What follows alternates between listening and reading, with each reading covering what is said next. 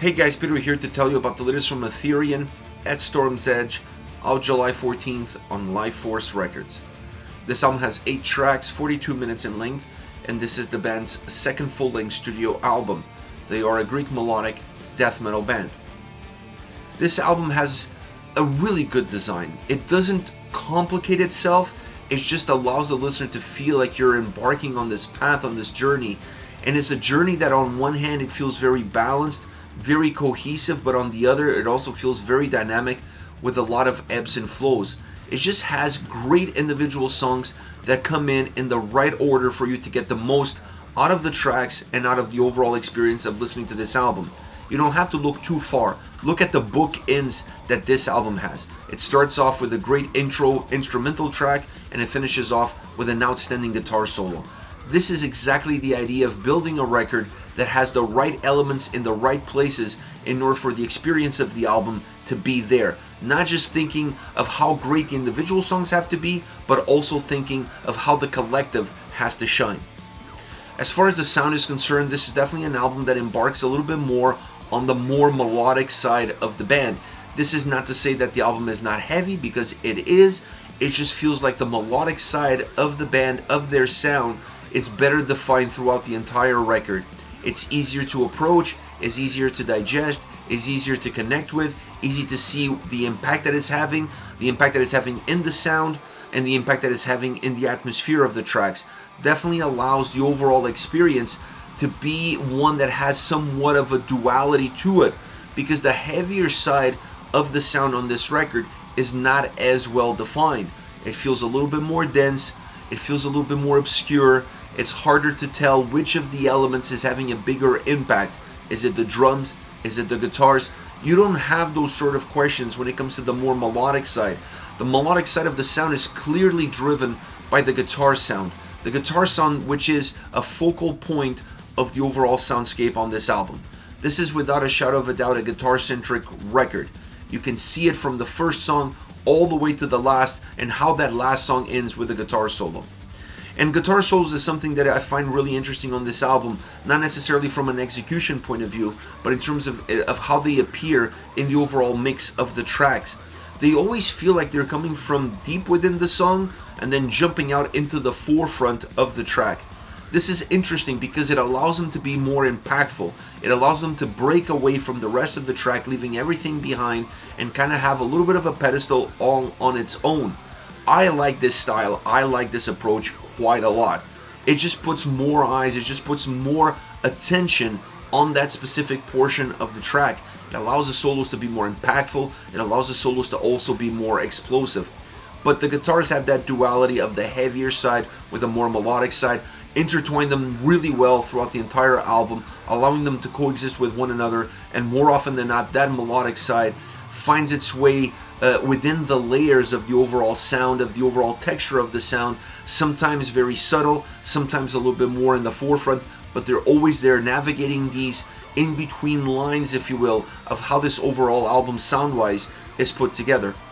Now, the drums impact the heaviness of the record more so than any other element, and a lot of the density that this album has sound-wise when it comes to that heavier side, it's definitely caused by the drums, or at least that's the perception that I have. Because of that density, it's really hard to break it apart and see what's causing it, but at first glance, it really feels like it's coming more from the drums, not having as much room to breathe, not allowing them to have as much depth. I like the drum sound on this album. I just feel like when the drums become a little bit more heavy and the song overall starts to go towards a more heavier side, that density and that approach of not having depth and texture allows the sound to lose a little bit of its character. And this has an impact on the songs, obviously. But it still sounds good. It just feels like it could have sounded slightly better. It could have had a little bit more definition. It could have matched that same definition that you get from the more melodic approach that the tracks offer. Vocally, it's a very balanced record. I would say it's an album that knows exactly what it needs from the vocals, and that's exactly what you get. An approach that is heavy, harsh, cavernous at times, but always easy to follow, always easy to understand, matching really well with the dynamics of the songs. Some tracks, the same duality that you see in the sound, you're also going to find it in the vocals, but when it comes to the vocals, that duality works really well because it creates a little bit more depth. It feels like the vocals are stretching out a little bit more, taking a little bit more of a footprint on the overall design of the individual songs. All around, this is an album that definitely sets them a step or a few steps above of what their previous album did for them. It's definitely going in the right direction for this band. This is a solid record all around. I honestly feel like this is an album that fans of melodic death metal can gravitate to. It has a lot of Insomnium elements into it. It has a lot of Wolfheart elements into it. So if you're a fan of those bands, this album is in the same vein. It needs to be a little bit better worked across some details, but it's only their sophomore records. You got to keep that in mind. But when I think about everything else that this album gives, the lyrical content, the melodic side, the overemphasized melodic side, this is a great record to listen to for the fans of the genre. As far as favorite songs are concerned, I want to start off with Advent Dreams, a guitar track. This is a guitar-driven, as most are on this album, as I mentioned earlier, but this one becomes even more obvious of that experience. Now, that sound is enhanced by the drums. At least the heavier side of the sound is definitely enhanced by the drums. The more melodic side of the guitars offers some brightness to the overall perspective that the listener would have of this song.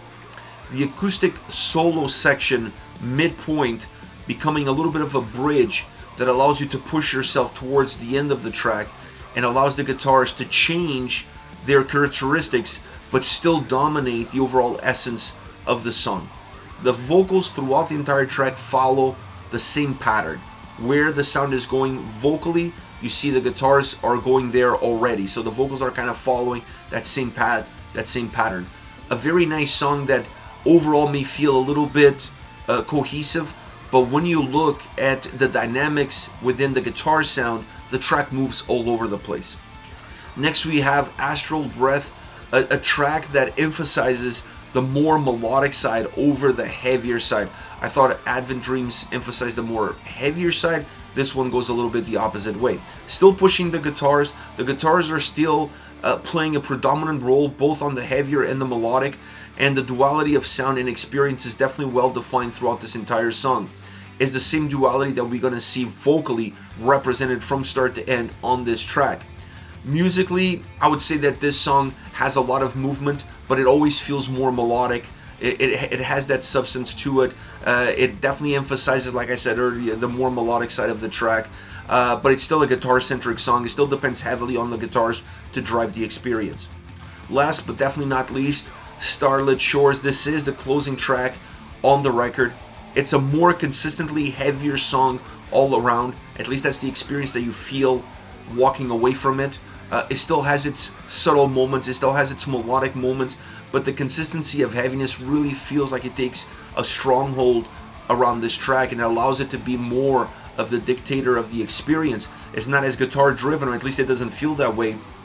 It feels like more of a song that's a representation of all the parts, the drums, bass, vocals, everything working really well as one in order to create a substantial sounding track all around.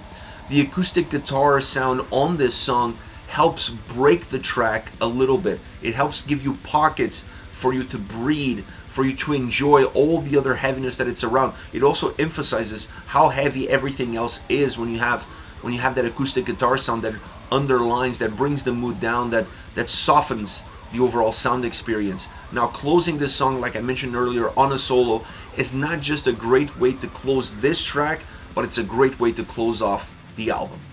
This is it. Aetherian with At Storm's Edge, out July 14th on Life Force Records. Let me know your thoughts on the band, on the singles. Use the comment section below. I'll be reading those and getting back to you. Take care, guys.